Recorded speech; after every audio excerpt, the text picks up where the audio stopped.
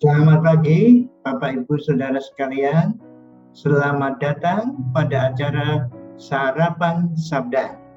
Bersama saya, Pak Saparman. Sarapan kita pada pagi hari ini diambil dari 1 Petrus 1 ayat yang ke-16. Demikian firman Tuhan. Hiduplah sebagai orang merdeka dan bukan seperti mereka yang menyalahgunakan kemerdekaan itu untuk menyelubungi kejahatan-kejahatan mereka, tetapi hiduplah sebagai hamba Allah.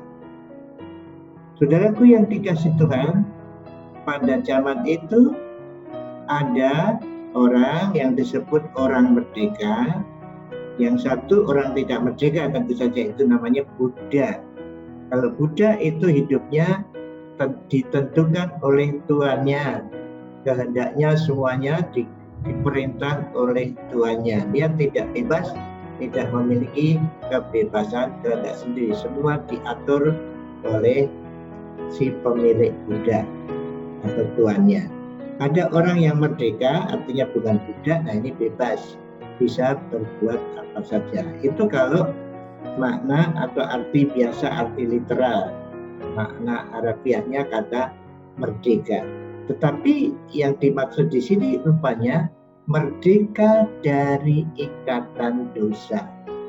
Orang yang sudah percaya kepada Tuhan Yesus sebagai Tuhan dan Juru Selamat itu sudah dilepaskan dari kuasa dosa.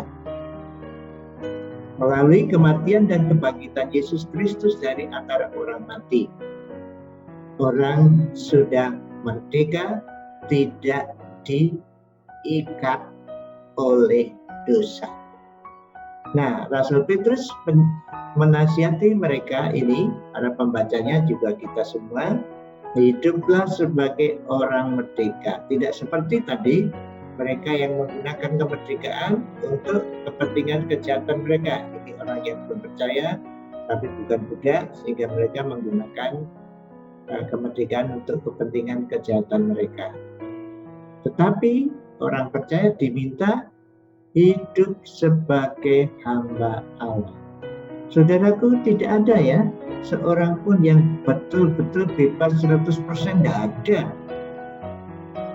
Apakah dia jadi hamba Allah atau hamba dirinya sendiri atau hamba dosa atau hamba yang lain. Jadi kalau bilang semau gue itu namanya kan di bawah pikirannya sendiri. Jadi budaknya kehendak sendiri. Rasul Petrus menasihati supaya orang percaya hidup sebagai hamba Allah. Artinya kehendaknya bukan kehendaknya sendiri, tetapi kehendak Allah. Tindakannya bukan tindakan sendiri, tetapi tindakan yang dimaui oleh Allah. Ucapannya bukan ucapan sendiri, tetapi ucapan yang dikendalikan oleh Allah. Saudara dan saya diharapkan seperti itu. Percakapan kita, tindakan kita, kelakuan kita, pikiran kita hendaknya menurut aturan Allah, menurut perintah Allah, menurut firman Allah. Pikiran saudara, kehendak saudara, kemauan saudara itu milik Allah. Keseluruhan hidup saudara itu milik Allah, termasuk harta saudara. Jadi saudara diminta, dinasihati oleh Rasul Petrus, hiduplah sebagai hamba Allah. Artinya saudara menggunakan pikiran saudara, kehendak saudara untuk Allah. Harta saudara juga untuk Allah. Lakukanlah ini, kata Rasul Petrus. Bagaimana kita menggunakan pikiran kita menurut kehendak Allah? Ya, pikiran kita disesuaikan dengan firman Allah. Firman yang kita baca, kita renungkan, lalu kita lakukan. Bagaimana harta kita digunakan untuk Allah, karena kita milik Allah, ya bisa saja saudara gunakan untuk menolong orang lain, untuk menolong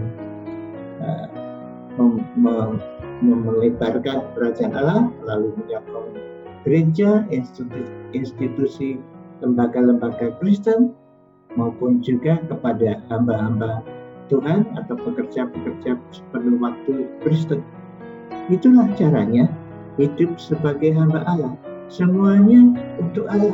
Tidak ada yang untuk diri kita sendiri. Bisakah kita seperti itu? Yaitu nasihat Petrus, perintah Allah melalui Petrus kepada kita. Ya, kita berusaha menuruti perintah itu. Tuhan Yesus, terima kasih Engkau mengingatkan kami bahwa kami hamba Allah. Semua yang ada pada kami adalah milik-Mu. Tolonglah kami menggunakan pikiran, kehendak, kemauan kami untuk-Mu, harta kami untuk-Mu. Terima kasih dalam nama Tuhan Yesus. Amin. Terima kasih saudara-saudara, bersama saya merenungkan firman Tuhan. Mari kita mohon pertolongan Roh Kudus melakukannya hari ini. Selamat beraktivitas, Tuhan bersama kita. Amin.